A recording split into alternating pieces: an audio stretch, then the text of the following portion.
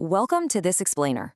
Today, we're diving deep into the absolute latest 2025 and 2026 income data to figure out exactly where you stack up against your peers right now.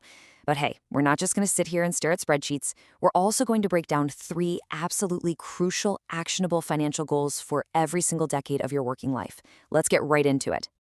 So we'll be moving chronologically through a roadmap of your financial life.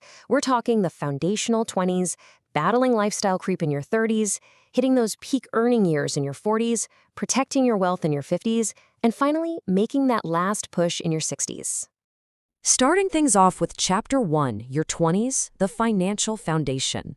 Now, in this foundational era, your potential to grow your income actually matters way more than whatever is sitting in your bank account today.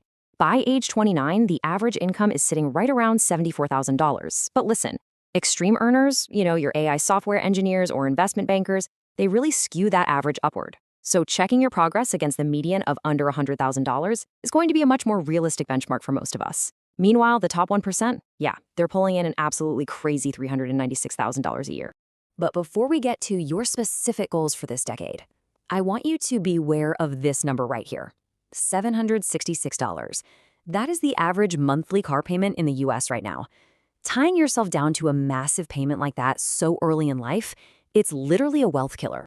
So, to build a truly strong foundation, you don't actually need tens of thousands in the bank yet, but you absolutely need structure. First up, build those basic money habits early. Automate your savings and get that 401k going. Second, you've got to crush those fixed expenses. Skip that crazy car payment, watch those sneaky subscription fees that eat up over $1,000 a year, and try to keep your rent below the 32.8% national average. And finally, prioritize skill building. Take some risks, maybe job hop a bit early on to exponentially increase your long-term value in the market. Moving right along to Chapter 2, your 30s, battling lifestyle creep. Welcome to the squeeze. It's this incredibly ironic decade where you're making more money than ever, but you often feel like you're losing ground financially because life events and spending just quickly catch up. Looking at age 35, the median income sits right at $60,000. But notice how that gap starts to widen. The average gets pulled up to almost $83,000, and the top 10%? They are aggressively pulling away at $167,000. And here's a quick, kind of mind-blowing fact for you.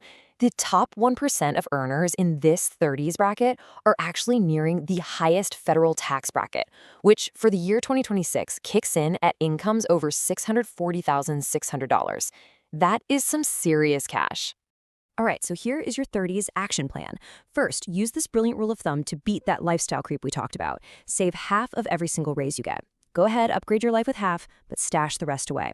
Second, you want to aim to be totally debt-free, except for your mortgage, of course, by age 40. And third, systematically invest 15 to 20% of your income. Because get this, even just $3,000 a year at an average 8% return, that can snowball to over $600,000 by age 65. It's basically magic. On to Chapter 3, your 40s, the peak earning years. Now we're entering a prime decade. These are typically some of the highest earning years of your working life, and the data clearly backs this up. The median income jumps 11% to over $67,000, and the 75th percentile definitively breaks into the six figures at $117,000. As your expertise deepens in your field, you simply earn more.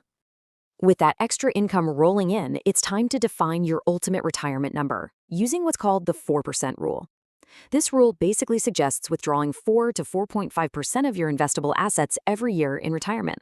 So mathematically speaking, a $1 million nest egg allows for a $40,000 yearly withdrawal, while your market returns ideally keep the main balance totally stable. It basically gives you the absolute best probability of not outliving your money. Keeping that in mind, your goals for this decade are super clear. 1. Pinpoint that ultimate retirement number so you know exactly what your nest egg needs to look like. 2. Use that peak income to proactively cash flow major looming expenses, like funding college, handling massive home repairs, or maybe supporting aging parents before they even arrive. And 3. Target absolute zero debt by age 50. Trust me, the less financial pressure you carry into your next decade, the more freedom you're going to have to choose the things you actually care about. Which brings us to Chapter 4, your 50s, protecting your wealth. Arriving in your 50s, the whole financial narrative completely shifts. We move from aggressive grinding and asset growth straight into capital preservation. And you can actually see this play out in the data. The median income peaks at age 52, around $70,000, and then it actually begins to drop off. Even the top 1% incomes go down compared to the previous decade. Why is that? Well, more people intentionally start stepping back from the workforce, choosing a better lifestyle over a fatter paycheck. Since the kids are likely out of the house by now, your expenses start to stabilize, meaning you can finally accurately forecast your future spending. A great way to do this is using the Fidelity 80% rule. This is a super handy guideline stating you should plan to replace and spend about 80% of your pre-retirement salary during your retirement years, just to comfortably maintain your current lifestyle. To make sure you hit those targets, you absolutely must take advantage of catch-up limits provided by the IRS. The moment you hit 50, boom, you unlock an extra $8,000 a year in 401k space alone for 2026. That limit jumps from $24,500 all the way up to $32,500. IRA limits jump up nicely as well. So, your 50s checklist is really all about preserving and securing what you've built. Goal 1. Diversify into lower risk assets like bonds, treasuries, and CDs. You want to avoid making a life-changing mistake by losing half your portfolio in volatile stocks right before you retire. Goal 2, lock in that post-work budget using the 80% rule so you know exactly what you're aiming for. And goal 3, aggressively fill any gaps in your savings by maxing out all of those newly unlocked catch-up contributions we just talked about. And finally, Chapter 5, Your 60s, the Final Push. This right here is the finish line, where decades of planning finally turn into reality. Let's look at the numbers around the traditional retirement age of 65. The median income climbs back up to exactly $70,001, matching that previous peak at age 52. But look at the average. It jumps significantly, all the way up to $111,000. Now, this little bump in the data is actually truly fascinating. It reflects what we can call a last man standing effect. You see, lower and middle earners have likely already retired comfortably by 65, so they just aren't being counted in this income data anymore.